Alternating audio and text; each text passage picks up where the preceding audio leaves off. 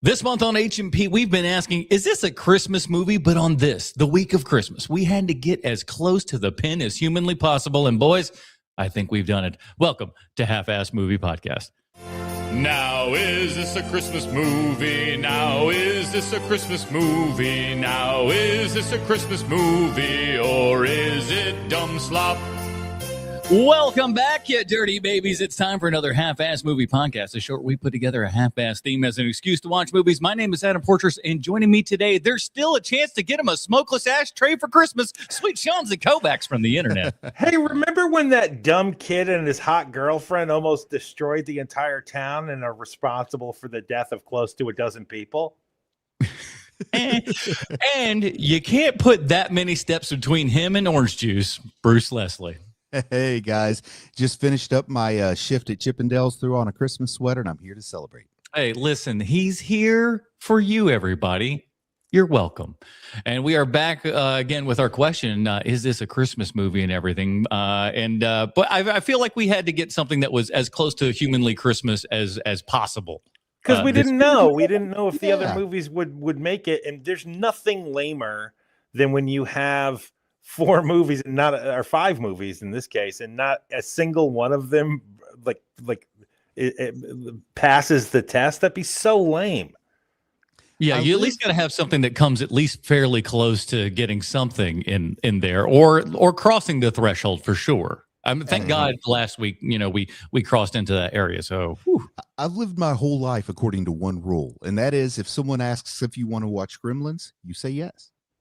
Yeah. I mean, if you're smart, you do. If you have any kind of brains inside of your head, you know what I'm saying? We'll get to all that. But before we jump into that review, I want to remind everyone that this show is over at youtube.com. And we are streaming live every Sunday evening at 8 p.m. Eastern. And you can come out there and be one of the dirty babies in the chat and do this. Fortress Bucks. Because we've already got one right off the top here. Our good buddy Robert has joined in and said, super sticker. That's a $10 just right there. Robert is the man. He's been a follower for a long time. Bathroom buddy for Bruce, he says. I love it. I love it. If there's anybody that has that kind of Hoyt Axton energy over here, it is absolutely Bruce Leslie. Hey, let me, like, he's got a little card in his vest and everything ready to go. He's got some bullshit line. This is Bruce to a T. I love it. I have loved Hoyt Axton ever since that time he was a guest on WKRP in Cincinnati. I've got a question for you guys, I came up with it as I was watching Gremlins for the first time in a very long time this week, which is if Billy's dad is played instead of by Hoyt, he's instead played by a stop motion snowman. Does the movie lose anything at all? I don't know, man. I like Hoyt. I like Hoyt I'm a gonna lot. say it gains something. It gains a little extra. If you put Hoyt into a snowman instead, I'm giving a voice to the snowman. Somebody, hold on a second, Bruce. When somebody is offering information like that, and you can have a buffet with it, you don't say no. Just so you know, that's the way that those rules work. Mm-hmm. Like generally, that's the way those rules work. You don't go, no, I like Hoyt. Move on. Is that why I didn't get a call back at UCB? Well, that and you didn't call them. You always know when I'm lying, Sean. I don't like that.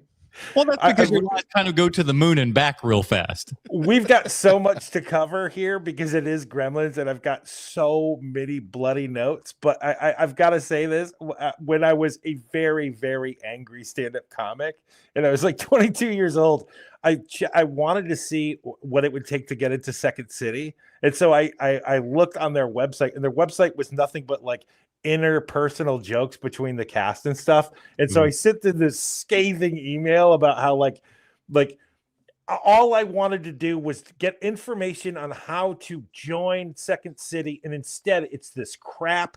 And like, you guys should be ashamed of yourself. They blah blah blah blah blah. So much people's work. And I sent it, and I was like, that's right, I did it.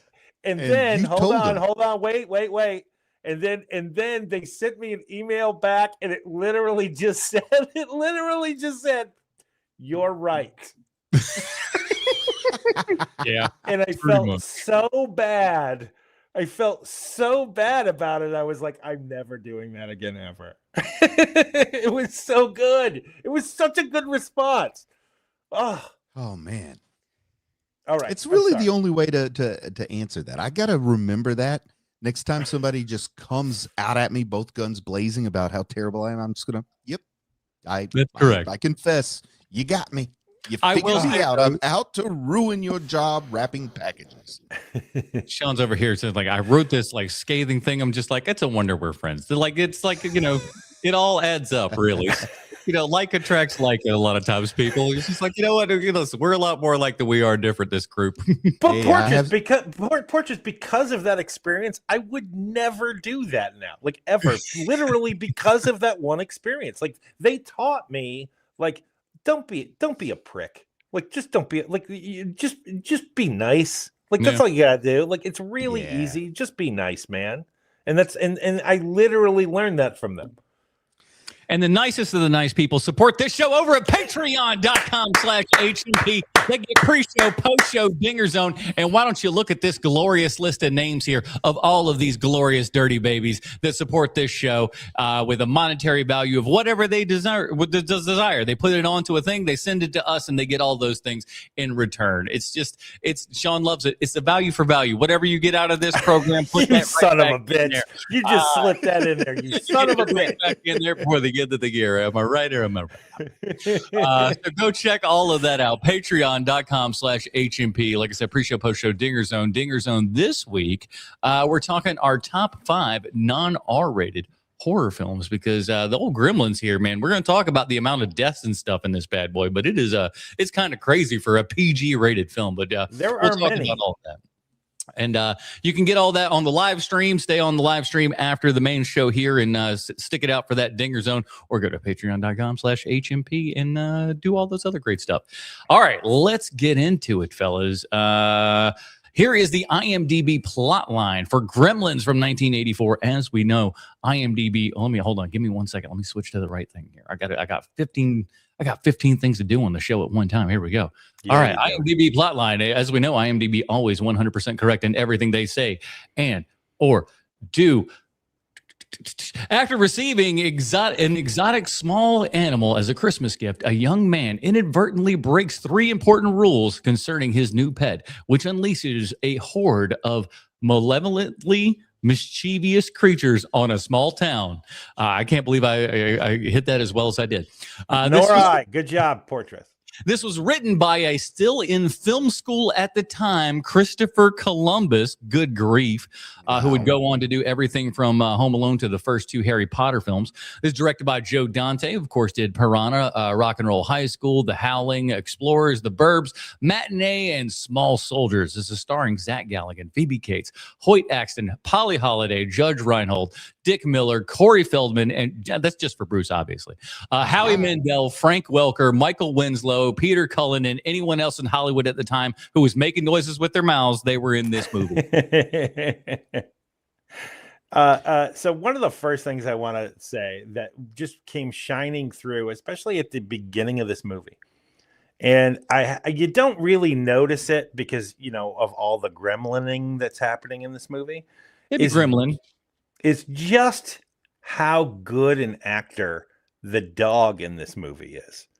This movie has one of our finest dog actors. I still think that dog that's in The Mask is still the best dog actor I've ever seen. Mm-hmm. But the dog in this movie is so good that, like, you could have a spinoff of, like, Barney the Bank Dog.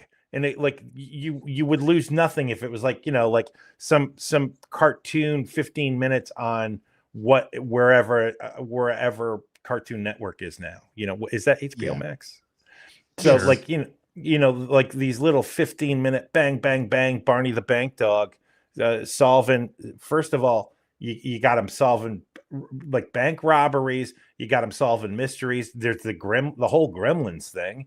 Maybe he has a love interest. Like, there's a lot you could do with Barney from this movie. He is so good. There's that one moment where at the beginning where Billy's trying to turn over the car, like his VW, and it's not working. The dog is sitting in the passenger seat, and it's looking out the windshield, but there's snow over it. And so, like, the dog is just like, why is this car not moving? Like, you can see what the dog is thinking, looking at the looking through the windshield. It's not looking at the camera. It's not looking at the other crew. Shit, it's not even looking at Billy.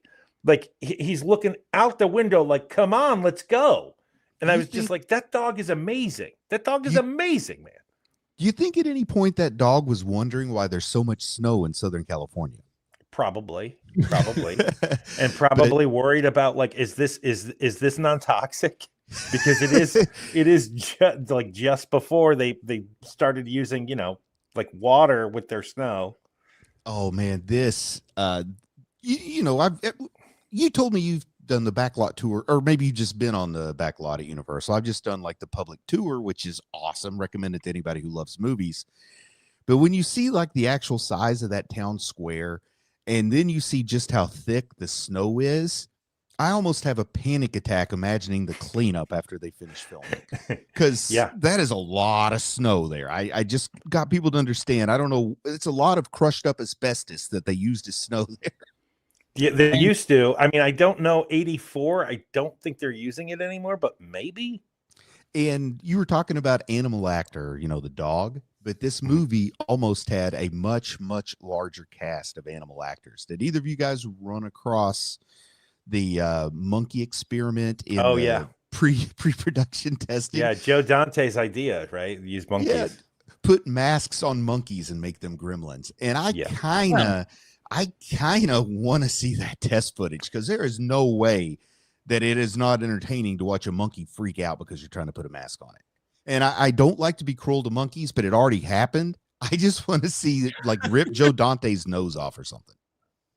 Listen, that's what they end up doing. Come on now. So hold on, because this is from the oral history from The Ringer in 2024. I read the whole article. It's awesome. If you love Gremlins, you got to read that oral history from The Ringer in 2024. So Joe Dante's original idea was to put monkeys into the Gremlins costumes, but when they interviewed Joe Dante, during the interview, Joe Dante had this to say about it, and it's the quote from the actual article. Here it is. "We got a rhesus monkey and put a gremlin's head on him, and he bounced around the editing room and shit all over everything. And it became quite apparent that this was not the way we were going to do it," end quote. Come on, man.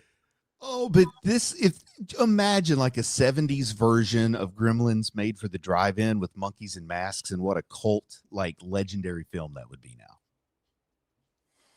Listen, the dog also is amazing. They talk about the dog a little bit in the audio commentary and stuff. Oh, so nice. it's not lost on them either of how good this dog is. They were just like, this dog is unbelievable. He's so good. He hits the mark on everything. He reacts exactly like you want him to.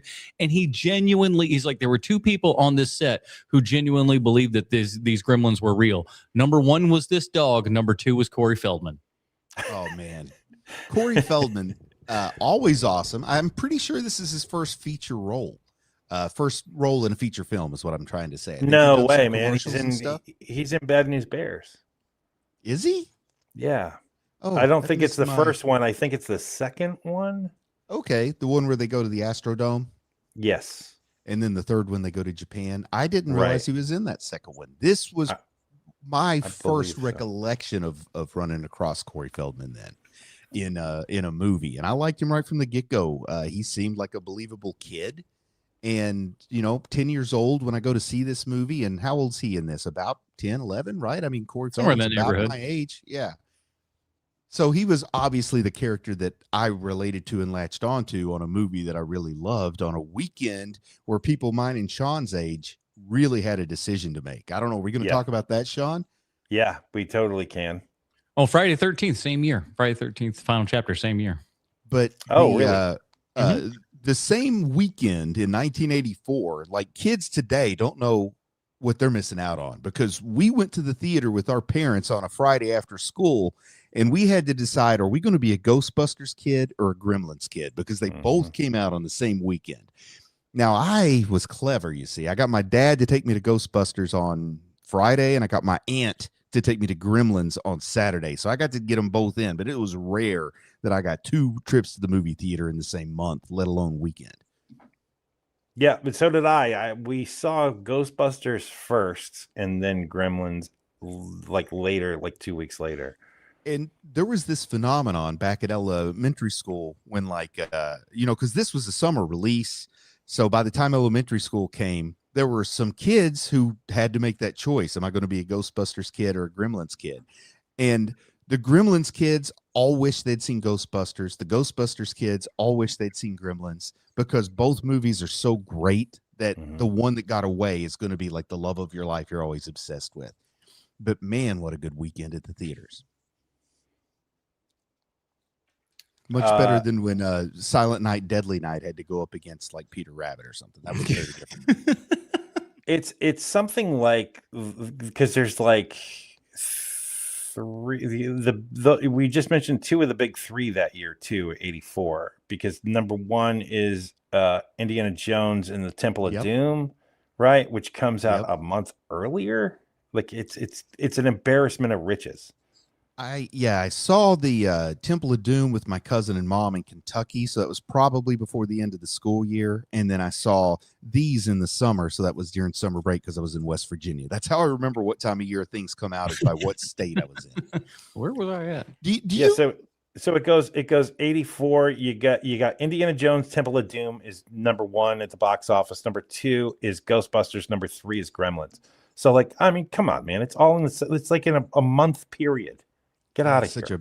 Such a beautiful time to grow up. It really was, man. It just, there's nothing that even compares, because even if the movie is good as Ghostbusters and Gremlins comes out, it just gets drowned out because it's strange because there's less being produced, but more being thrown at us at the same time. Does that make sense to either of you guys? Yeah.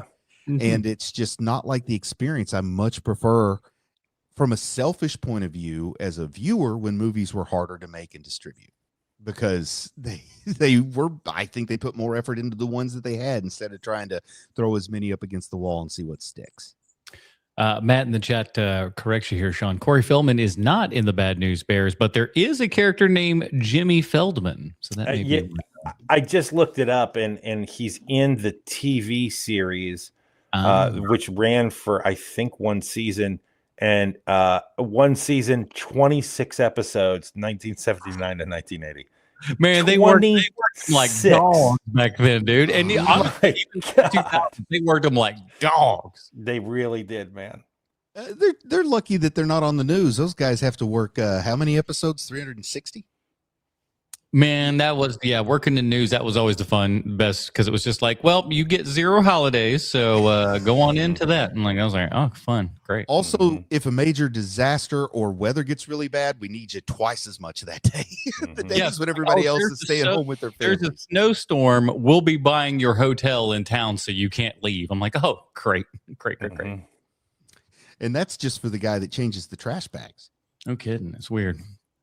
Listen, this movie, like, it has that, like you said, Bruce, it's on that back lot and everything. So that was one of the things that they kind of talked about, is that juxtaposition of how, like, weirdly so, they thought these out of the wall kind of crazy creatures would almost look more real when compared to this, kind of cityscape background here and everything that looks a little bit fake. That'll add like a little bit more realism and verisimilitude to those characters and stuff. And I think that was a good juxtaposition, and it really works. And like I said, you can kind of control all of those elements and everything. And in a show like this, where you've got so much going on, you've got to be able to control those elements. And one of the things I found surprising when digging into this is they said one of the things that we had that no one else has was time. Right. We had time to do stuff. So that's why things look as good and as are amazing as they are, is because they weren't quite under the gun like, most other studios would be. And I feel like Steven Spielberg being attached had a lot to do with that. Sure. Yeah. He can run interference with the suits, like all of that stuff. Also, like, you can't really tell that it's on a it's on a back lot, but you can't tell that it's the same back lot from Back to the Future until you get to the movie theater scene. Like, once you're outside and on the street and you're about to walk into that movie theater, you're like, well, that's the exact same movie theater There for are a Back to couple the of spots. Future, that Universal, that Universal backlot. Everywhere through there are a couple of spots where, like, you go into the bank or something, and there's always something that seems a little bit familiar about each set that you're going to. And it ain't just because you've seen Gremlins 15 times. It's because these sets are in a whole bunch of movies and television shows and stuff. So everything's going to look a little vaguely familiar. You want to feel you want to hear a frustrating story about this back lot? Yeah. So I was talking to my wife, Karen, and I said, we've seen this square in Back to the Future. You said it wrong. My wife, Karen? My wife. Oh, I'm sorry. I was totally thought, what did I say? I was afraid I messed something up major. That's her name. I know. What? Karan? I said, we've seen this square in Back to the Future. We've seen this square in Gremlins. Do you remember another time you've seen this square? And she's like, was it in Dawson's Creek? And I said, no, Karen, you've been there. She said, no, I haven't. I said, we took that back lot tour, and I pointed and said, that's the square from Gremlins and Back to the Future. Isn't this cool? And she said, oh, I wasn't paying attention. That sounds about right. That sounds about like a wife. That was kind of funny. You mean you were just going on again about this, that, and the other? I just learned to tune you out after a while. We all do it. She's like, all I remember is that Get Out scene, the Get Out set, and that's all she remembered. That's the extent to it. Now, I ran across rumorish stuff, and I just want to ask you guys if you think that this might have a grain of truth to it, or is it just like the old apocryphal stuff that you run across online? But I had read a rumor that Steven Spielberg had strongly considered to make this Tim Burton's first directorial feature. Apparently, Spielberg, I guess, was familiar with Frankenweenie, was what I read. Do you think there's not much truth to that one? I don't think that's a really cool rumor, but I don't think so, because Joe Dante was next, right? It's kind of the way that Spielberg worked back then, is like, I'm going to help this guy, I'm going to help these two guys, I'm going to help this guy, and Joe Dante just happened to be next. And I think a lot of people don't realize that, that group of dudes were very much boys with everybody. They were all of these guys were friends. Half of them went to school together, and the ones that didn't go to school together ended up hanging out on movie sets and becoming very, very cool. And those guys, they all helped each other out throughout all the years and stuff. You see cinematographers go in between these guys and stuff like that. There's all kinds of just, backroom handshakes between buddies and stuff like that. So this being Joe Dante's thing is 1,000. I can't see it going to anybody else, especially with how this movie is and the kind of style and stuff that's in this. It's so Joe Dante. It's ridiculous. Yeah. And he won't really get to what's beyond that until, Gremlins 2, the new batch, but we'll do that. Which is just a middle finger to everybody. Mm-hmm. But I think that the this is what puts it best. Let's see, where are we? Sorry, let me find it. It's in my notes here. So man, I just don't have it on me. Sorry. That's all right. Is this Joe Dante's peak performance? His first time out the gate? No. What are you talking about? Joe Dante? No, this is he's had plenty. Like I said, he had Piranha and Rock and Roll High School. I'm sorry. Is this his peak though? I guess I said first time out of the gate, which was inappropriate. But I mean, do you think this is his best film? I think ultimately it might be. Matinee's pretty good. Okay, so I'm going to ask a normal person, Sean. Which do you think is a better film, Matinee or Gremlins? I mean, Gremlins. Come on, get out of here. Yeah, I found it. So the story goes like this. To give you an example of just how much Joe Dante was always going to be the director of this, Bruce, is that so where Phoebe Cates tells my dad died and blah blah blah, and that whole scene. So executives want it out of the movie, right? They want it out of the movie desperately. Everybody hates it. But Joe Dante, it's the reason he claims it's the reason why he took the movie in the first place. Right. I love that. He thinks it's the heart and the soul of this whole film is that scene. Right. And so they say, so this whole story then. So that the executives say to Dante, well, we'll talk to Steven Spielberg about this, and we'll see what he has to say to you about that. And so they talk to Spielberg. Spielberg goes, "It's his." This is quoting. "It's his movie. I don't even get it. I don't know what it is that he likes about it, but it's his movie. Leave it in there." End quote from Steven Spielberg. That's how much this was Joe Dante's movie from the bloody beginning. Like, there was no way that this was going to be somebody else's movie.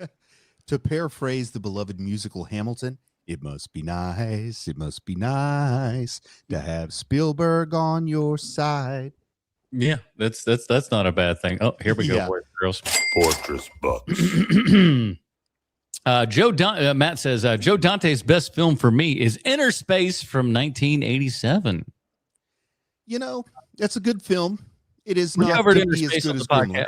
Gremlins. Yeah, I remember. You know, I used to be a big fan of the Quaid brothers, as everyone is. I'm a bigger fan now of their work right now. Okay, I thought you meant you're a big. Very moment when they're doing nothing. It took me a second. I was like, okay. I'll give this to Sean. Weird flex, but whatever you want to do. I mean, he knows movies better than I do. I'm not going to argue. That's not true. You know horror movies way more than me. The reason I asked about that, though, is because this is nothing you guys haven't heard before, but the whole idea that Spielberg kind of ghost directed some of this, and that's why this seems to be a step above Gremlins 2.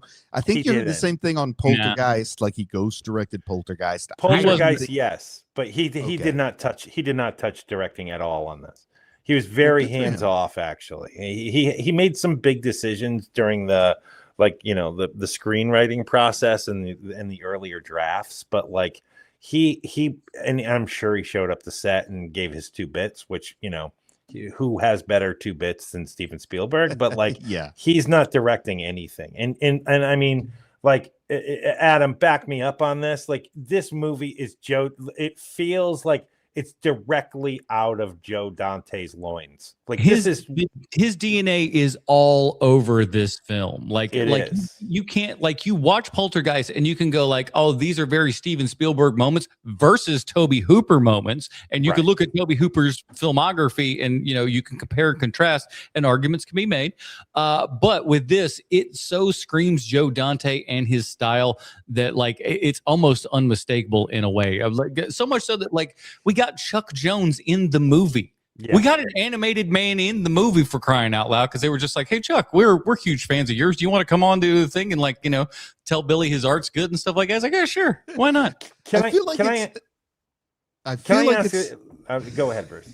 When you're in the orbit of such a big ball of talent that I can't even grasp how Spielberg can have all the facets of gifts that he has. I mean, he directs as well as Kubrick, but he's able to do it without psychologically torturing his cast, and able to do it without hating the entire film industry. He can enjoy movies. He can put all of the work that someone like Nolan does into something people actually can hear the dialogue.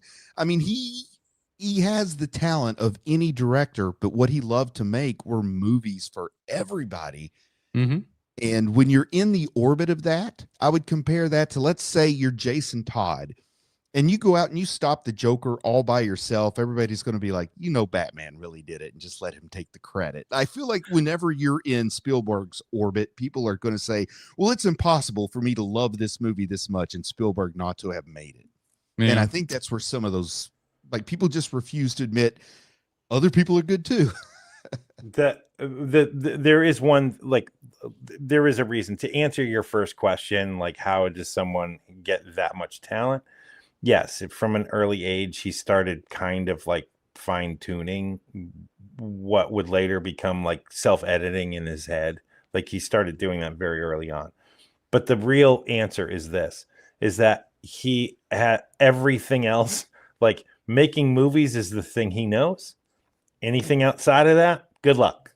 Like, that's kind of how he does it. And I just know that from I have never worked with the man, but the guy who trained me, taught me, has told me many stories about this man, and that he is gifted. He is truly, truly talented.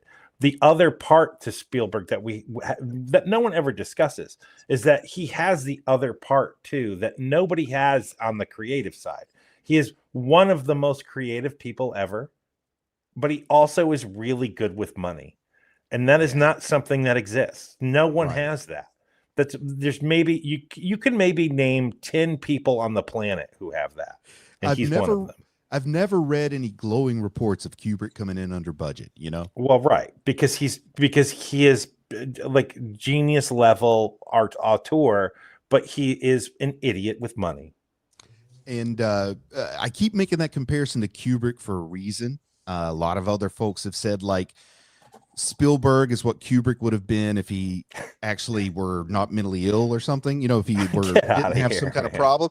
And I mean, it's like with that movie, what was it, AI, the movie that Kubrick kind of wanted to start, and he handed off, who are you going to hand it off to? Nobody but Spielberg can pick up from that guy. And it's cool because they're so totally different in style, but they're both like eat, sleep, breathe movies and don't quite know how to tie their shoes.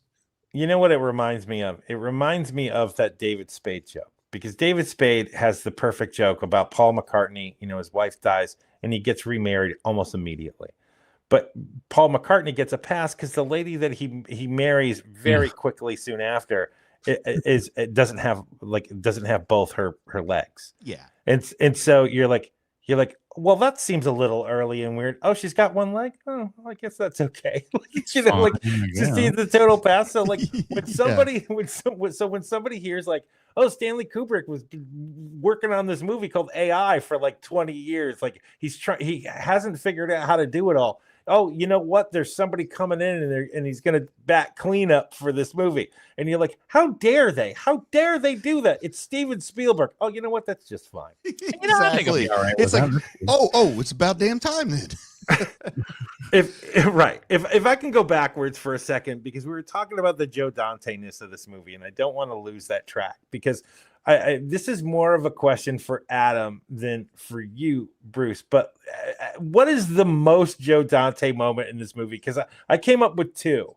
Is it shooting Mrs. D'Angelo or not Mrs. Deagle? Mrs. Deagle out of the window from her stairlift chair, which is so very, very Joe Dante? Or is it when Robbie the robot is taking a sales call on the other payphone? And I literally had to quote this because it's so good. He goes, "I rarely use it myself, sir. It promotes rust." Now, so what is the more Joe Dante moment of those? Like, can you think of a more Joe Dante moment? Adam? No, I don't think so. Like, because both of because those are great because they're high up there for very different reasons. Right. Now, very different reasons, but very much still of the same, you know, ilk, the Joe Dante-ness of it all. It makes sense. Now, Sean, I am not a difficult creature to understand. Like, I think you will know what I'm about to say. But I like Mrs. Deagle getting thrown out of the window because in my mind, I add her saying a certain line as she's flying through the air in a decrescendo fashion. Do you know what that line is, Sean? I don't. Kiss my grits. Oh, of course. Kiss my grits. I've wanted to make a fan edit where I kind of take the line from Alice and put it over that, but I got to make a way to make it sound like it's getting quieter as you're going away. You know, the decrescendo Doppler effect. So that's pretty simple to do in this day and age. Come on now. Yeah, so I need to name check this for a second just because I'm using so much of their work. So whenever I'm talking about stuff that happened behind the scenes and I seem so cocksure of all of this, it's because I'm pulling all of this information from the Ringer 2024 oral history written by Alan Siegel. And like he's got he's just got access to like Zach Galligan and Phoebe Cates and Joe Dante and the special effects guy whose name I'm not remembering right now. And he even talks to Howie Mandel during it. Like there is a lot of access. The only thing that he doesn't have access to is basically Spielberg, and everyone else is talking about Spielberg behind the scenes. So you kind of don't miss it. I have seen Michael Winslow live. I don't know if either of you guys have. I feel like you should have, Sean, because you've just been around so many clubs over the years. Of course. Well, he talks a lot about Gremlins because, of course, he does a ton of voices for all the 1,000 background Gremlins or whatever. Sure. And he talks a lot about it in his show, and I always enjoy that. That's the closest I get to feeling like I'm part of an oral history of something. But I enjoy that. And then he put up some clips. And just using, the stage mic. Doing a clip show? Well, he did Gremlins, and he was actually recreating the original stuff. So I thought you were just being like, he's like, I was in Gremlins, and then everybody in the audience going, bullshit, and he's just no, roll the clip. It'd been great. Imagine if instead of Corey Feldman, it had been Michael Winslow wearing that Christmas tree costume. Totally different movie. Playing the small child? Right. Exactly. No dialogue changes. Nobody explains anything. Same adult man who's just same in every way. Going, I got just sitting in. By the way, guys, which is creepier? Michael Winslow sitting in Billy's room looking at comics, or 10-year-old Corey Feldman sitting in guy who works at the bank's bedroom looking at comics? I kind of would want to check in on my kid a little bit. That's not your normal friendship ages there with I'd like to give a little bit of credit, just say maybe we're just, it was a different time, which is probably a worse time, but it was a different time, and that's what you just have to tell yourself. And this is fine, whatever. Totally fine. Here's the difference. Here's the difference between the 80s and the 2020 somethings.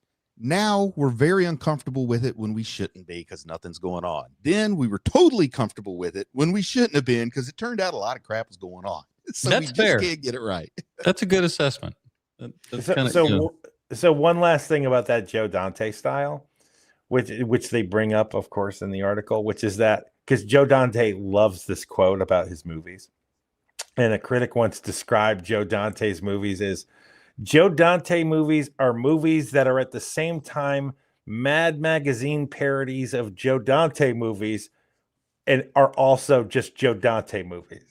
And he loves that quote so much that he literally says it all the time, and like interviews constantly. He brings up that critique of his movies because he's like, yeah, that tracks. That's exactly right. And when you think about the way that Gremlins 2 is put together, it really does almost feel like a Mad Magazine parody of Gremlins. Very much it's so. Like you're flipping through pages and stuff too, because each different sort of scene and stuff is like a new kind of, a new bit in the book and stuff like that. So it's very much like a Mad Magazine is that. It's like, oh, here's the next little thing. And it's just yet another parody of Gremlins. So Adam, do you know the story about Piranha, with Joe Dante directing it? And that's kind of how he gets on Spielberg's radar. Do you know that story? I mean, as much as Piranha's kind of a Jaws ripoff and everything, and I'm sure that would kind of get on somebody's radar of just going like, oh, we're making an even lower budget, because Jaws, while a Universal picture and everything, still was fairly low budget, all things considered. And then we're doing an even lower budget version of Jaws with, smaller fish, but there's a whole bunch of them in the Piranhas in there. So here's the deal. So here's what happens, right? So they make this obvious Jaws ripoff with Piranha, right, with Roger Corman, and Universal's about to file an injunction, and the person who stops the injunction is Steven Spielberg, because he found it to be a funny winking tribute to the movie Jaws. And so he's like, I like the cut of that guy's jib. Give me a meeting with that guy. And from literally that point forward, Joe Dante is in the Spielberg camp. Are you kidding me? Not only that, Spielberg hires the guy. I mean, that shows you the level of character. That's what I'm saying. And then the guy I keep comparing him to, Kubrick, actually tried to get a restraining order preventing 2010 from ever being made because he did not want a sequel to his movie. It's totally different people who were very close to each other. I love the stories there. But yeah, kids, if you want to make movies, aim to be a little more Spielberg and a little less Kubrick, maybe. You could do work. Yeah. Aim for the most successful director of all time. That's what Bruce's advice is, everybody. What I'm going to say is if you try to be like Spielberg and you fail, you still might have a career. You try to be like Kubrick and you fall short of his level of quality of film, you're not going to work. You might end up in jail. Yeah, so that's what I'm saying. Like, I'm not saying you're ever going to be either one of those guys, but if you're going to model yourself after somebody, be the guy people like. But let's real quick, because we hadn't talked about it. I thought Sean might have it there in his notes and everything. But one of the big contributing factors that Spielberg had with this movie was Stripe was supposed to be Gizmo. Gizmo was supposed to turn into Stripe and everything. And Spielberg was like, very late in the game, mind you, said, no, this should be Gizmo the whole time. And everybody's like, listen, he was right. But it caused a lot of panic. Like, we did not know what to do. We were like, oh crap. Now they're taking him along and they had to figure out how to like puppeteer this thing while they're moving and they're out and about. They're like, we didn't plan on any of this stuff. So they had to, figure out how they were going to solve that problem. Ultimately, though, it was the correct decision. And, it's Steven Spielberg. That's a big part. That's a big part of where Spielberg's talent lies, is he can see the product, what it should look like when it's finished before it's ever made. And he knows this is a much better product with Gizmo in a Barbie dream car saving the day at the end than it is with humans killing these creatures that they irresponsibly cared for in the first place. So there's two things I want to add on that I know that Spielberg contributed to this movie. The fact that he was like, because originally they wanted Gizmo to turn into Stripe, and Spielberg was like, no. And they kept showing Spielberg like, oh, this is what Gizmo is going to look like, and he kept saying, no, that's not right, that's not right, that's not right. And so somebody had the really smart idea of, somebody asked, does Spielberg have a dog? Do we have a photo of that dog? And so basically the way that Gizmo is colored it's exactly like Spielberg's dog at the time. And so they kind of knew, if we put this in front of him, he's going to say yes to this. And he totally did. It totally worked. That sounds like it was. It sounds like it was George Lucas's idea, by the way.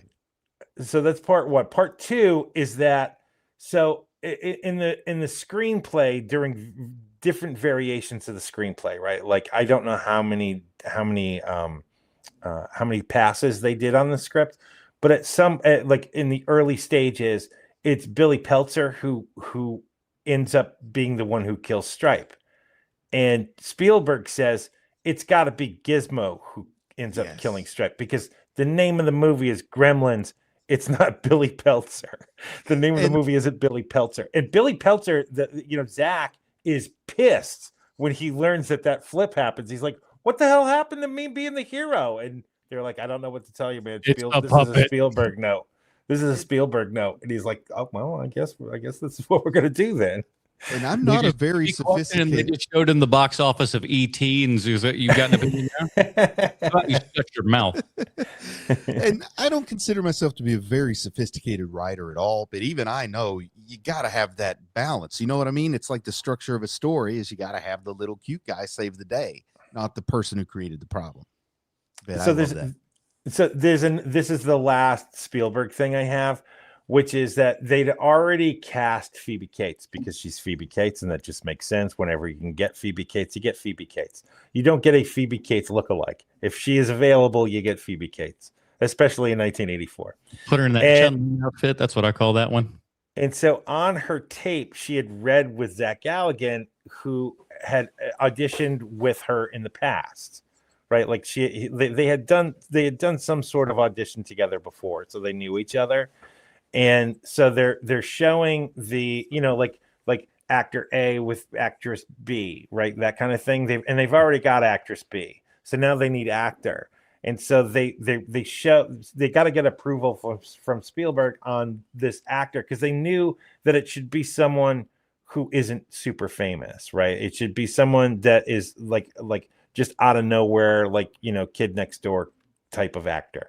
And so Dante needs approval from Spielberg for casting Billy. And so Dante needed to cast Galligan because he could tell from when Spielberg saw the tape, he could tell from the tape, he's like, Galligan needs to be your star here. And when Dante asks him why, Spielberg could tell from the tape. He's like, because he's already in love with her in real life. We should cast him. And so that was it. Isn't that cool? I had read that there was some producer resistance to Kate's because she did that topless scene in Fast Times.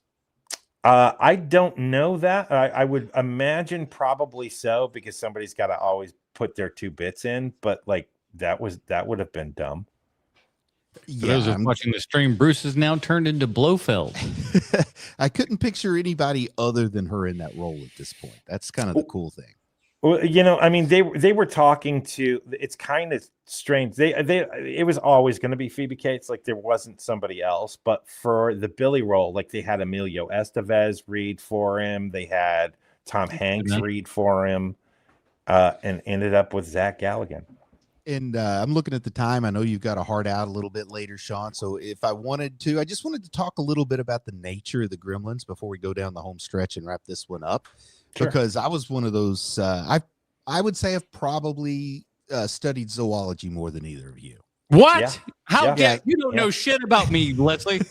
So I've come back to look at these Gremlins, and I just want to ask you guys, like internally, your own theories.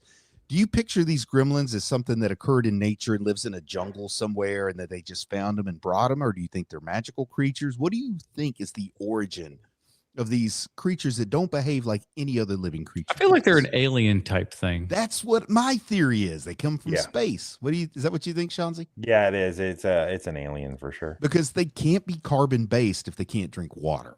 You know what I mean? Like there's nothing that evolved on Earth that is allergic to water to that degree, or has to avoid water. They reproduce asexually, but yet they seem to have genetic variation, which suggests they have a high rate of spontaneous mutation, which would mean maybe they come from a place that had a much thicker atmosphere so that the radiation didn't get through. And now they have all these spontaneous mutations because they should all be clones. They should all be identical in every way to Gizmo. And one of them's a broad that wears a dress. Well, none of them have genitals.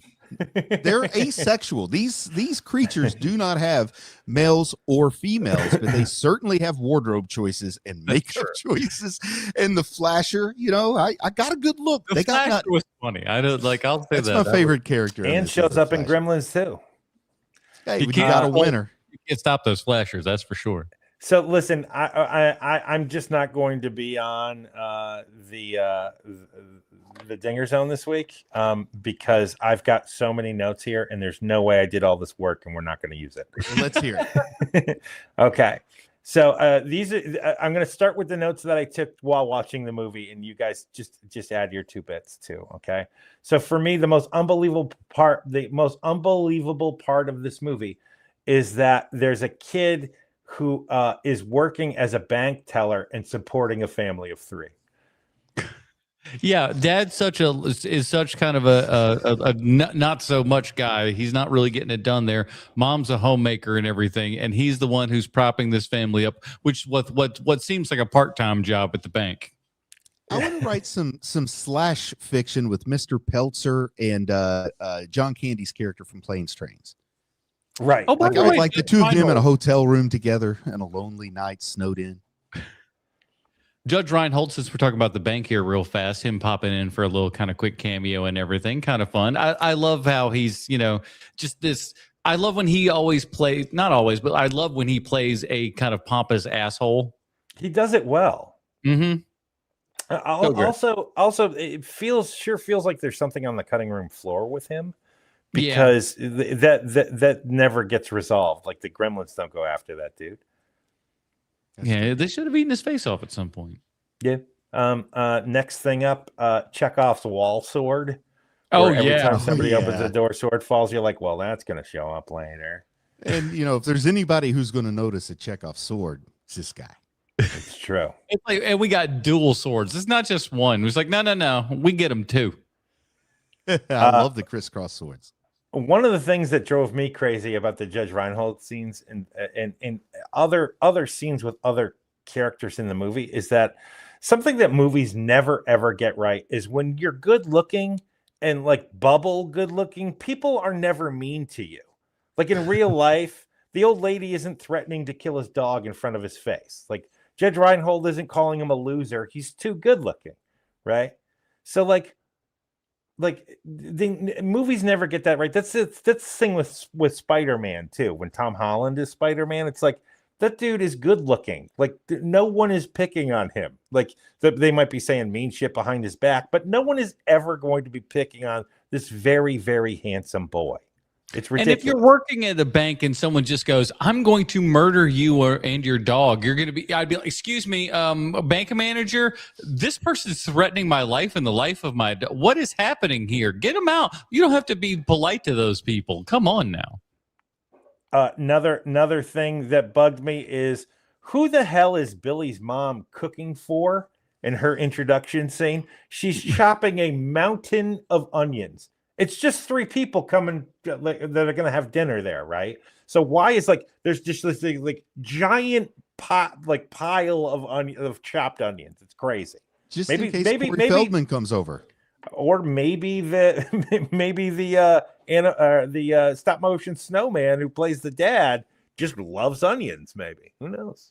Listen, that's a Frank Onion Soup household, and they'll be damned if you're going to sit there and have you poo on their Christmas tradition. All right.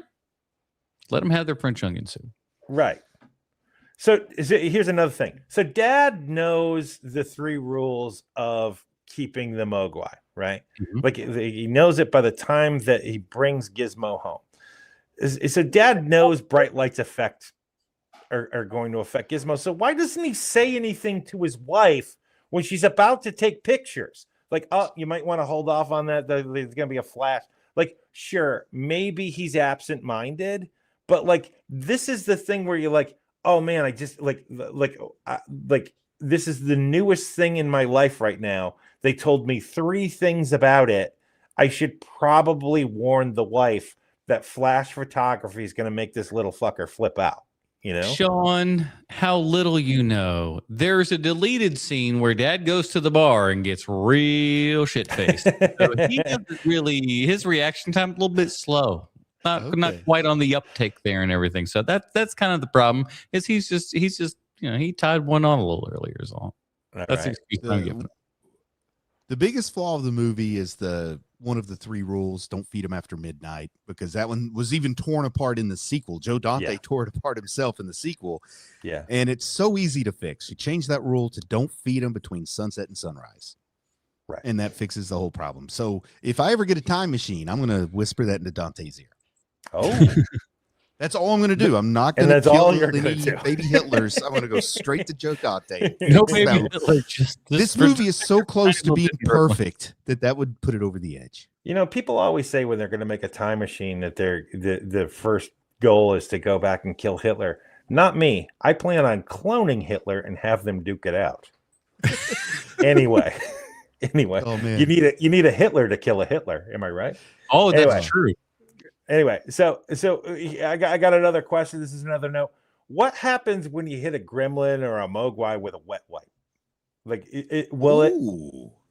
is it enough moisture to hit, like to make them give birth? I guess is the right way to multiply. Yeah, like what if it's like a real like muggy day out, you know, or it's foggy and there's a little bit of moisture there in the air? What's doing there? Right. Do they just like they're small ones that come out, or do they just burn out in like little hives or something? Like the morning dew on the grass.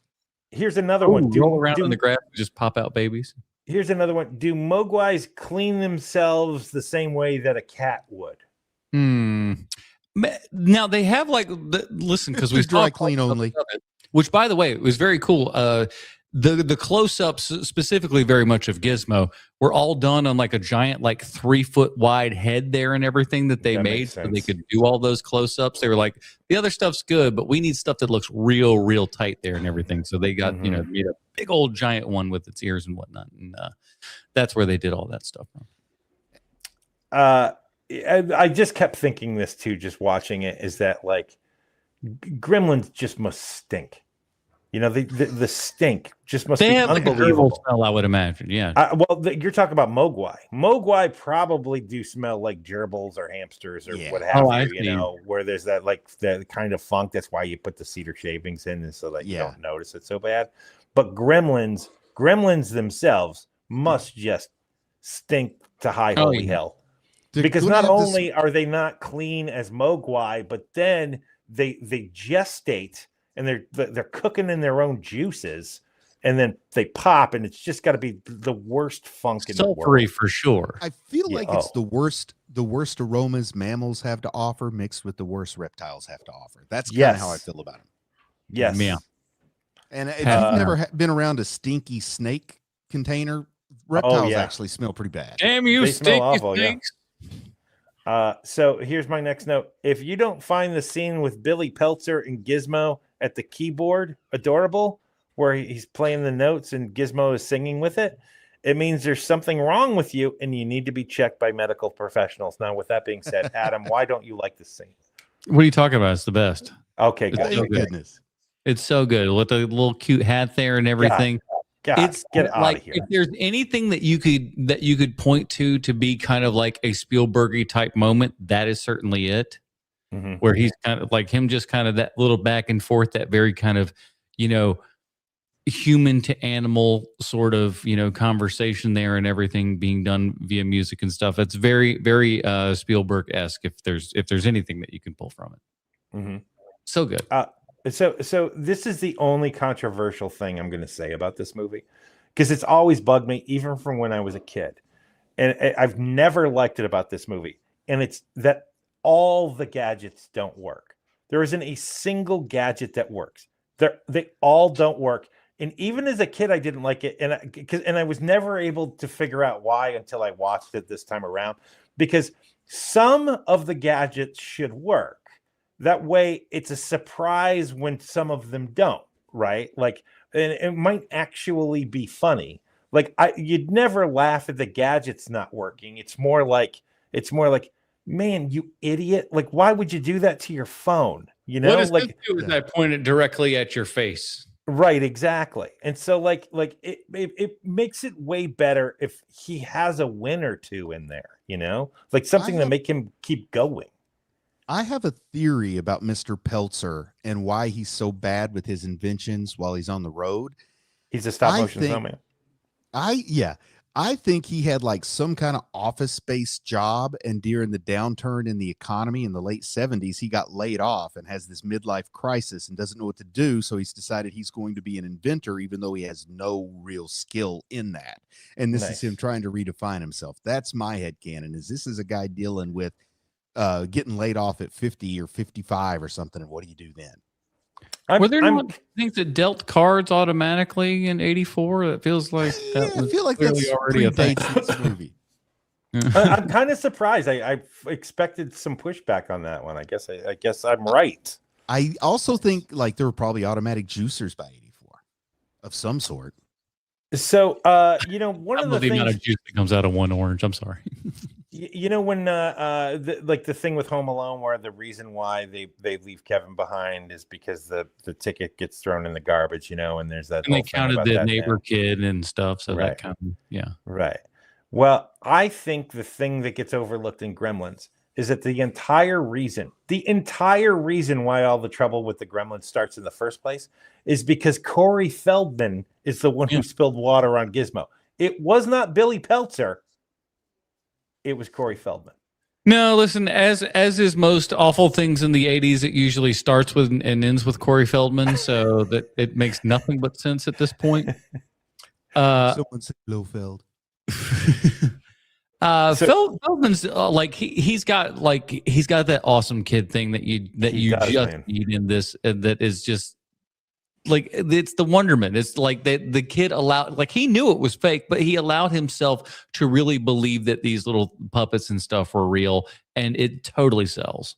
He's also got the best kid face in Hollywood at this point, because he's weird looking, but he's cute at the same time, and that's exactly what you want at that age. And he has got that nailed, man. And it doesn't hurt that he's got like a fun kid voice too, that is unlike any other voice you've ever heard. And he can act. Like, he is a good child actor, and it doesn't look like he's a kid trying to act. Like, he's just in the moment. Yeah, he's always been very naturalistic. He's got this weird quality that even though you have never in your life met a kid like him, he seems like a normal everyday kid.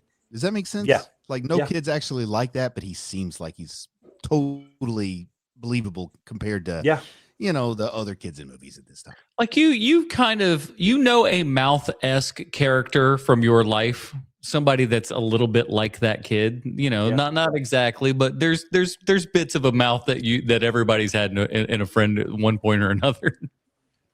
No, for sure. Ralph mouth. Yes, we're talking about Ralph mouth.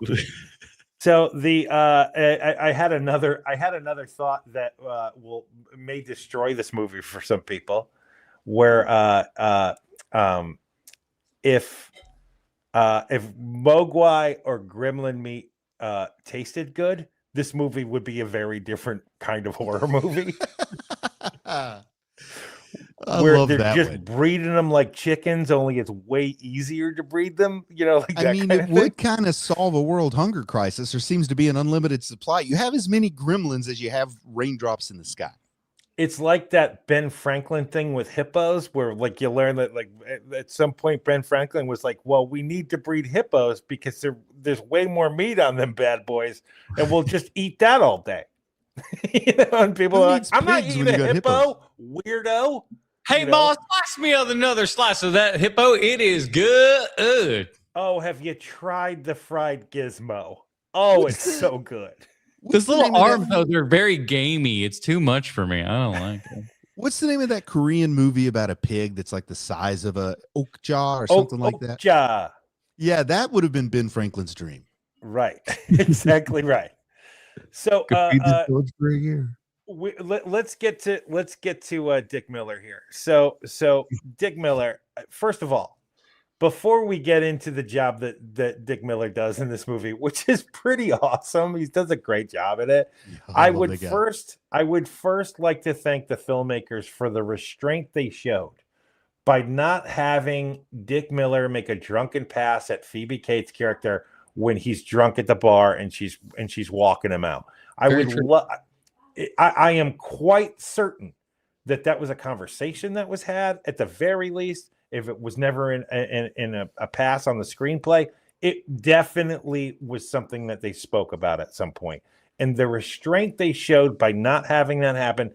Thank you for letting me love the Dick Miller character all throughout this movie, even though he's kind of a dick to his wife. We might have killed 58 people in this movie, but he's not going to harass that woman, damn it. Mm-hmm. And Dick Miller had to be like Dante's call, right? I mean, there's no way. Sure. Yeah, because he's in The Howling. He's in so many Rock and Roll High School. Yeah, he's so usually in a Dante movie for about 2 seconds, saying hi, bye, and If anybody tries to say someone else cast Dick Miller, I don't believe him. Sorry, I kept interrupting, Sean. It's fine. It's fine. Yeah, I'm wondering why Kevin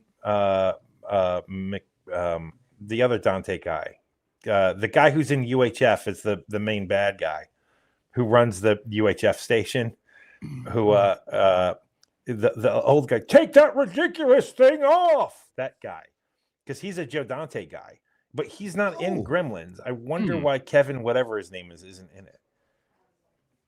Maybe they're just got the right role. Not enough money.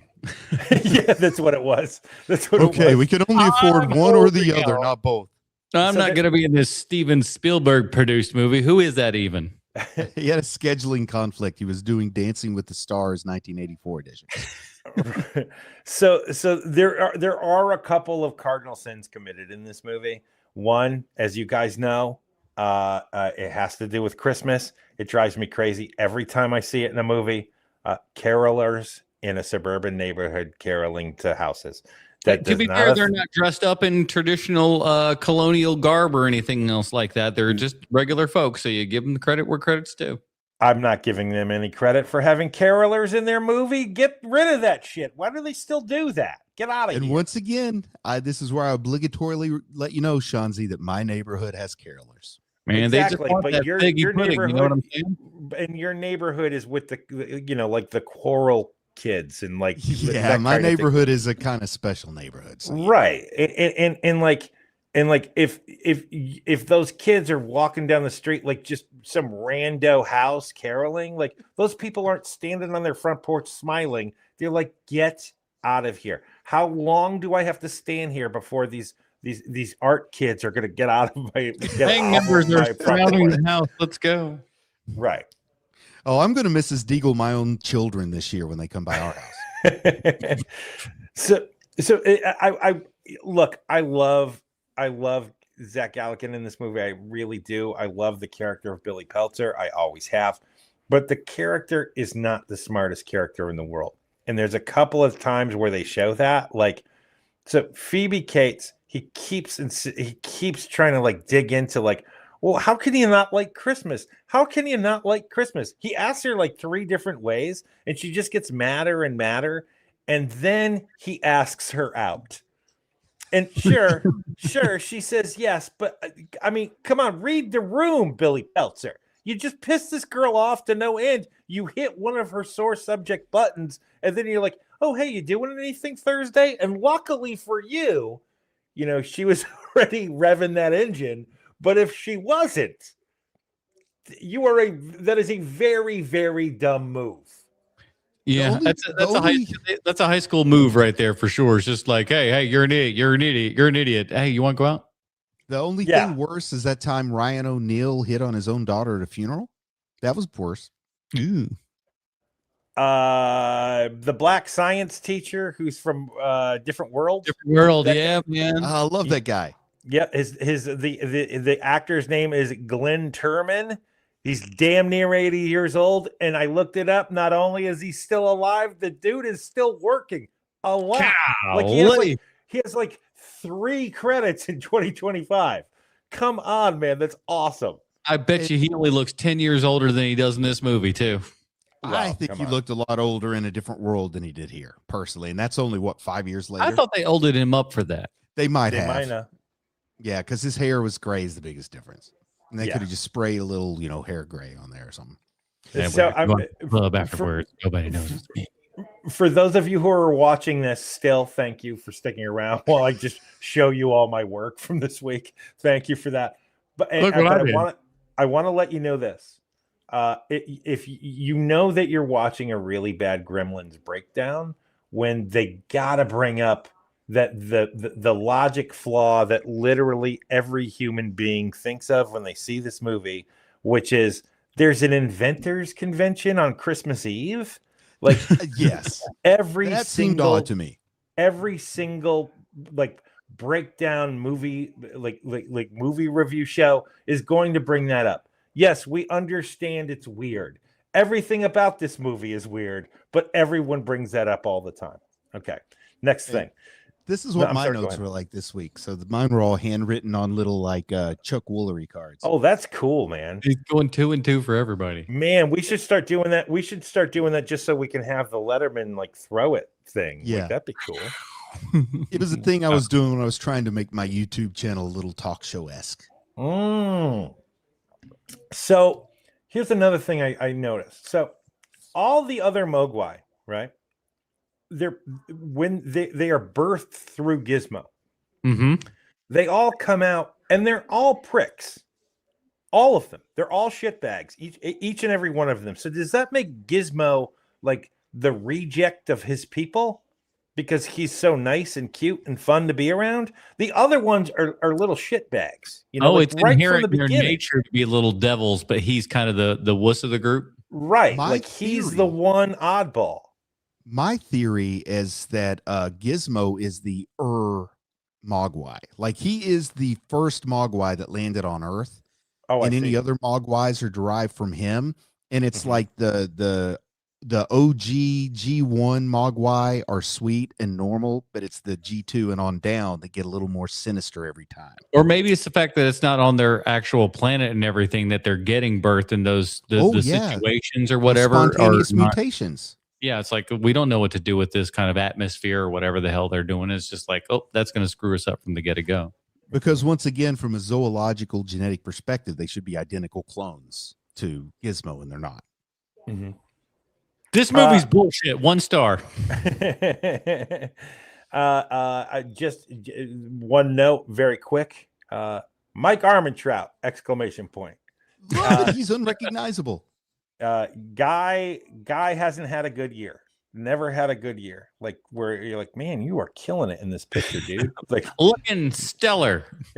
No one's ever said that to that actor, and he is great. I love that guy, but my God, man, I wish he had a good year. But so another note, and this is just from my sphere of influence.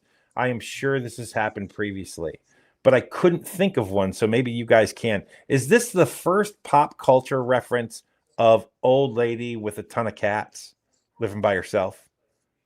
I could not think of one watching this movie. I think you have that one potentially nailed, Sean. That's something I never ever thought about before. I was more focused on, is this the source of the urban legend about the lady who tried to warm up her cat in the microwave and it explodes? I think that has to be a direct response to this movie, but I never thought about the other cat related trope. I kept thinking, is this chair that brings this lady up the stairs? Is that in some other movie? That's what I just kept looking. I'm like, what is this in? Was this in like the Changeling or something? What was this? Those chair lifts were not an uncommon thing for folks. Oh yeah, like I said, all the sets are reuses. So yeah, it's true. Somebody this is another movie's gag. I'm trying to remember if George C. Scott rode one of those up the stairs in the Changeling, and I just can't recall. Yeah, it's been a minute. Second cardinal sin committed by this movie. Billy turns on the radio in his car, and immediately W Exposition Radio comes on. Oh, I love W Exposition Radio. They're the greatest, man. They're always on point, and they are always, when you turn the radio on, right at the sentence that you need. Thank God. No one ever just goes, "Hey, Julie, you're a..." or whatever zoo thing that they do. I don't know. I don't listen to the radio anymore. I love it at near the end of the movie when Exposition Radio says the National Guard surrounded the town and they're going to turn fire hoses on those things. And, of course, that's not what you want them to do. But that was something like I picked up on first time stuff here. The name of the doctor is Dr. Molinaro that they go to, the medical doctor. But in the opening scene it's not the opening scene. It's after the cold open in Chinatown. But when he's walking through the town square because his car won't start, he passes the doctor and he says, "Hi, Dr. Moreau." Right. And I think that's kind of like a little foreshadow to the sort of movie we're getting into here, because the doctor's name is Molinaro, not Moreau. But I don't think that Billy just made that mistake. I think that was intentionally placed. Oh, of course, man. Yeah, Joe Dante's too good a filmmaker for that. Those guys, they know. We might want to cut this out when we're not doing this live, just because this idea, it might be $1 million idea, like for real. Okay. So when the Gremlins are at the bar, right, and they're hanging out and they're drinking and all that, I immediately had the thought, you could open up a Gremlins themed bar right now, even right now, and you would make $1 million. People would show up for that all the time. Imagine how booked your banquet room would be during Christmas. You would make a bloody fortune. I did watch this, and because we are on all these, backlot sets and everything else like that, it gave kind of a very Universal Studios vibe, and it felt like you could walk through this ride at any moment and see, that felt like the line that you would go through would have all these gremlins popping out of the walls and stuff like that, and doing all kinds of. I'm like, this feels like there could have been some sort of Gremlins. I guess Six Flags owns Warner Brothers, or at least they did at one point. So maybe that's where that would have been. That is a great idea, though, Sean. I know it would be the only place I would ever eat again. Listen, if I'm going to start drinking again, I'm drinking with Stripe. Red Stripe. Boom, bang, boom. Anyway, the drink specials write themselves. Billy Peltzer is an idiot, part 2. So Phoebe Cates is telling Billy the story about her dad. She's just saying the worst day of her life, just spilling her guts out to him. And he's checking to see if the phone works, and he's looking around. And it's like, hey, how about you pay some attention, Billy Peltzer? I noticed that this time. This time I noticed that. I was just like, he's not paying attention to anything. She's poured her heart out about like the worst day of her life and everything. And he's just like, what's happening here? Is this working? And hello? No shit. All right. Well, what's on the, what are you saying something about your dad? That is such a Bruce thing to do too, unfortunately. What was that? What was that you said? Something about the worst day of your life? Yeah. You want to make out? Anywho, That's a Chauncey thing to say. So my next note here, the Gremlins watching Snow White is still better than a lot of the audiences I've seen movies with in Atlanta. At least the Gremlins are paying attention to the movie. they're having fun. They are having a good time. They love that Snow White. I've always had the whole thing because they're watching Snow White and they love it. And like they're having such a good time. Like I kind of love that they're loving it. I think that's such a great thing that like all of like, and there's a gajillion of them in there and they're all dressed different and funny. And it's like there's so much fucking work that went on into this for this silly little gag, and I love it. I've always been fascinated with movie theaters. They've always been a special place to me. If I'm feeling down in the dumps, I can go to the mall, sit outside the movie theater, smell the popcorn, and feel better. And as a kid, my mind was blown the way that the screen was just a strip of cloth, you know, and that there was room behind it. And it could be rear projection, front projection, all this kind of thing. And then when the Gremlins start tearing through the screen, it was just such an amazing scene, something I never even considered. Of course, after the movie, I'm really itching to go up and like scratch on the screen, which is not what 10-year-olds should do after movies. I didn't do it, but I really wanted to. But that's probably, that whole sequence might be my personal, like most emotionally connected favorite part. Just movies were a way to get away from Eastern Kentucky when I was a child. Gentlemen, Robert's got a fantastic question here in the chat. And he says, how are they able to drink? Yeah. It's an excellent point. They're drinking beers like nobody's business. How's this happening? What we don't realize is they're not actually drinking beer, that is some kind of oil-based cleaning solution that gets them drunk. They just happen to falls under the era of Never You Mind. I got a question for you, which is, did Quentin Tarantino steal that one plot from Inglourious Bastards from Gremlins? I mean, he definitely pays homage to much lesser movies than Gremlins. I could totally see him just, you know, being a coked out prick, just like I don't like that bullshit. That's bullshit. That movie sucks. I hate that movie. Like, of course he would say something like that. So another thing. Didn't realize until this watch that Frank Welker is the voice of Stripe, but of course he is. I mean, you know, again, you need some sort of animal voice. That's who you're going to go to.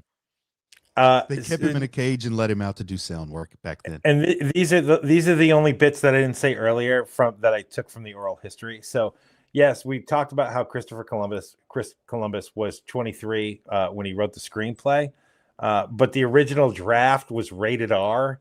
And there's a scene that got scrapped where Billy shows up at a McDonald's where the people have been eaten by the Gremlins, but the food is untouched, which I just find so great.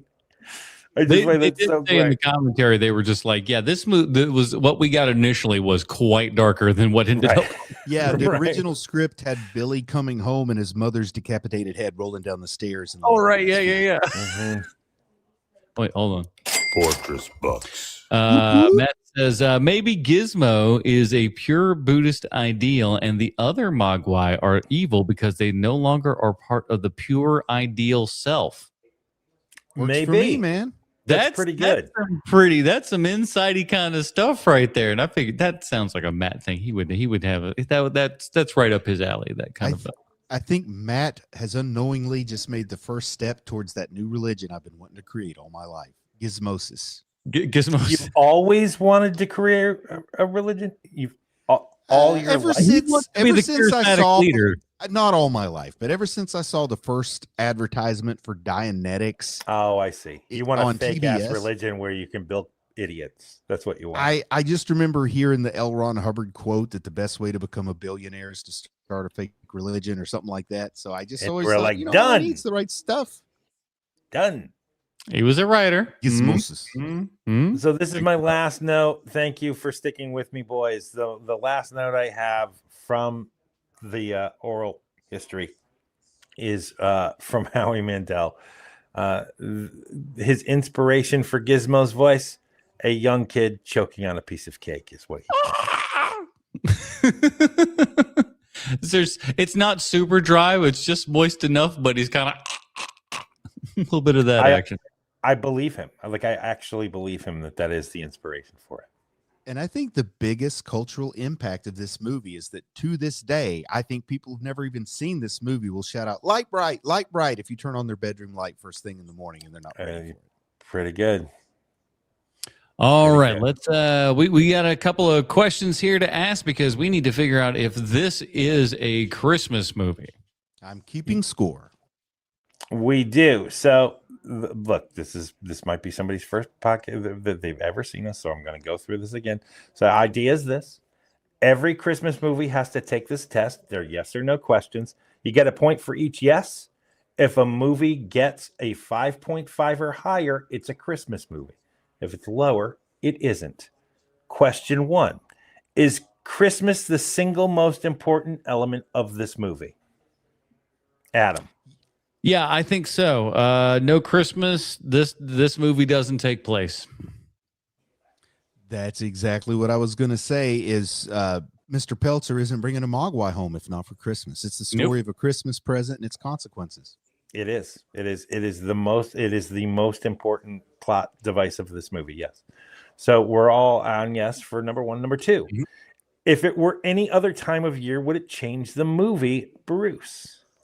It will, because I've seen Gremlins 2, which is set closer to President's Day or Abraham Lincoln's birthday, because Phoebe Cates starts to go on a diatribe about why she hates President's Day or something like that, and gets it's New Year's Eve, isn't it? New Year's Eve. You know what? I think it is. You're correct. It is New Year's Eve. Hating Abraham Lincoln's birthday.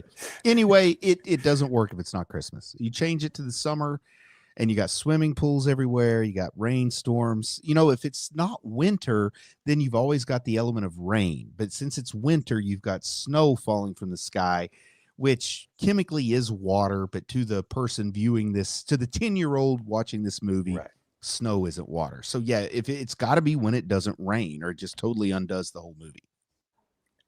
Fortress. Well, one more time. If it were any other time of year, would it change the movie? Yeah, no, absolutely. Again, just like the first question, these are almost intrinsically tied to each other here. Not always, but in this particular case, they are. Without Christmas, this doesn't happen. So you can put it in summer, but that ain't gonna work. Number 3, that's a yes from me too. Number 3, other than props, set dressing, and soundtrack, can you tell it's Christmas? I am going to say, if I'm going first, I'm saying yes. Portress. Yeah, it's Christmas all day long here. I mean, you know, outside of everything, they are constantly referring to it in one way, shape, or form. We got not only the decoration, but the people. And we're you know that I got 3 minutes, right? Yep. Yeah. Okay. Go, Shanzi. We got yes. Yes. Number 4, do any of the plot lines deal with any of the core 4 meanings of Christmas: family, nostalgia, generosity, or hope? Bruce. I think family. You got the Peltzer family. You've also got the story about how Phoebe doesn't have a family. I'm going to say yes. Yeah, okay. Family's important. It counts. Agreed. Number 5, does someone dressed as Santa make an appearance? Yes, he do. Yep. And even Gizmo gets his little Santa. That's right. I forgot about that, Lord. He's a Dickens. Number 6, does it feel like a Christmas movie? Bruce. Yeah. I say yes. Yeah, definitely a Christmas movie. It's all over Christmas. It feels like a Christmas movie to me too. Number 7 is. It felt like a Christmas movie because I saw it in July and thought, man, it's weird to watch a Christmas movie in July. Number 7, is this a movie you would only watch during the holiday season? No. You'd watch it during Halloween. You'd watch it any time of year because it's just a fun movie. Any day ending in Y. Yeah, it's nice around Christmas, but certainly not a necessity. Is this reasonably anyone's favorite Christmas movie? That is a yes from me, dog. Yes from me, dog. Yeah, come on, some horror nerd. This is absolutely their favorite kind of their Christmas movie here and everything. It's You're correct. It might be my favorite Christmas movie. It's in my top 5 for sure, and I'm not a horror hound. Number 9, does this movie make Christmas seem magical in some way? Yes, it does for me. A freaking little alien thingy majigger, came out of nowhere. It's like, yeah, it's beyond magical. And Robbie the Robot. I mean, what says magic like it's like Robbie the Robot not only being real but using a payphone. Just amazing. Gift of the Mogwai. Oh, Robert Barney. I'm writing a short story. That's what we named that third one. Number 10. Could this movie reasonably fill someone with the Christmas spirit? I say yes. What say you? I boys? say yes. Yeah, 100%. You can certainly get all Christmassy with this one for sure. Awesome. Even if your dad died in the chimney. All right. So that's it for me, boys. It is 5 of Phoebe K. Tudors for me. I love this movie so very much, and I will talk to you boys next week. All right, everyone. Have a good one. Here, Bruce. What is your star rating and recommendation for Gremlins? This is 5, man. It's 5 boughs of holly, 5 stockings hung by the chimney with care, 5. What did they say up on the rooftop? Click, click, click. 5 rooftop clicks. This is 5 of whatever you want. This 5 rooftop clicks for you. This is as good as any movie I've ever watched in my life. Wow. Yeah, for me, this is a high recommendation for Gremlins. Everybody has seen Gremlins, and if you haven't, shame on you. Change that up this holiday season and make your life a little bit better in the meantime. Yeah, Gremlins is great. Again, it's one of those, like, rewatching this time, I kept going, PG-13 doesn't exist. It doesn't exist till after Gremlins 2, as a matter of fact. But while watching this, I'm just going, so many people are dying. Like, Gremlins die, people die, like a lot of death in this movie. And it's all just glossed right over. It's kind of fun. Yeah. It's ridiculous. But yeah, man, Gremlins is always going to have that certain little place in my heart there and everything. So, big recommendation on Gremlins. I'm going to go 5 stars. 5 stars on Gremlins. I know it's a wild take there to be super appreciative of that movie. That is it for this episode, everybody. We hope you all have a fantastic Christmas and whatever possible other holidays might be out there that you're jamming on. Or if you're just kicking back, we also like that too. Just do whatever you want to do. But make sure you hit the like and subscribe button for this show.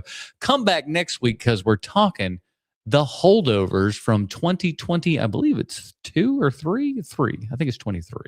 I think you're right. So we'll be talking about that, and I'll be working on my Paul Giamatti impression, so we can do that really good. You always just kind of have to shout like you need a little bit of fiber. One of those where it just sounds like you're just trying to help yourself out. So we'll be doing a little bit of that next week. In the meantime, Bruce, where can we find more of your work on the internet? You can always check out the Anime Dad channel. We have our own review there. Me and my wife reviewed Gremlins over there where we got to talk about things. And we got to say some different things than were said here. So it's worth going and watching. It's not just going to be a repeat of what you saw here. Very nice. Check me out on TikTok Trash Tuesday, where I go on YouTube and take TikToks that are movie related and yap about them on the internet. We laugh, we cry, we make fun of people. It's what we do on the internet. It's kind of my wheelhouse. So that'll be on Tuesday. Wednesday, which is Christmas Eve, my plan is, fingers crossed here, we hope we can kind of pull this off, is to do a little live stream with some public domain Christmas movies and stuff like that, and hang out with folks in the chat and stuff like that. When are you going to do that? On Christmas Eve. I might be interested in hanging out with you if you don't mind. And you know what I want to do? I'm going to see what you think about this. I want to then put the contact information in our Patreon so we can have Patreon people jump in on the live stream. Oh, this needs to be a new Christmas Eve tradition. I want to be part of this. If you got room for me, Adam. Heck yeah, we can bring the gang in here, and anybody that wants to pop on by, like a little Mr. Rogers Neighborhood, say a little hi, and we'll be drinking some eggnog and watching some public domain Christmas movies and having a blast. So we'll probably get out there various members of the Leslie family to join us during the heck yeah, man. So just get yourself a subscription over there at the YouTubes. It's free, for crying out loud, and hit that bell notification so you know when we're going live and all that kind of fun stuff. And we hope to see you there on Tuesday and Wednesday evening, and of course back here on Sunday evenings as we do HMP every Sunday evening, 8 p.m. Eastern. And one more quick thing. I reviewed Avatar Fire and Ash over on the YouTube channel as well. Did a little live stream there where I talked for about a half hour about the movie, and just a little bit of this, that, and the other. But hopefully you'll find it entertaining. So if you're curious about the new James Cameron joint, check that out as well. Can I make a live stream request for next weekend, like post Christmas, maybe? Okay. If you've got any time, I would love for me and you to talk about the new Anaconda movie if you ever go to it. Yeah, well, we can handle that. Yeah, because I for some reason super excited about that one. I've yet to even see a trailer, and now I don't want to, as a matter of fact, because I'm too far in and I don't know nothing. And like, if you know nothing, that is a good way to go into this one. There's moments where I've gotten to in life now where I'm just like, I don't even want to know. Like if I went to see Drop early this year. I literally knew the name was Drop. It was from Blumhouse. That was it. I knew nothing. It was amazing walking in and just being like, what? I don't even know what I'm watching today. And then you're like, oh, this is pretty fun. And so, we'll do that. The way I saw The Crying Game, I was like, I have a couple hours to kill. What's getting ready to start? Like, no lie. I just jumped into The Crying Game because it was convenient. Man. Forrest Whitaker wasn't even that surprised. That is it, everybody. Join us next week when we're talking the holdovers from 2013 or from 2023. What the fuck my brain's doing? For the now absent Sweet Sean's and Kovacs from the internet, Bruce Leslie, I'm Adam Porters, reminding you to get out there and watch some movies. Yeah, dirty babies. Now is this a Christmas movie? Now is this a Christmas movie? Now is this a Christmas movie? Or is it dumb slop?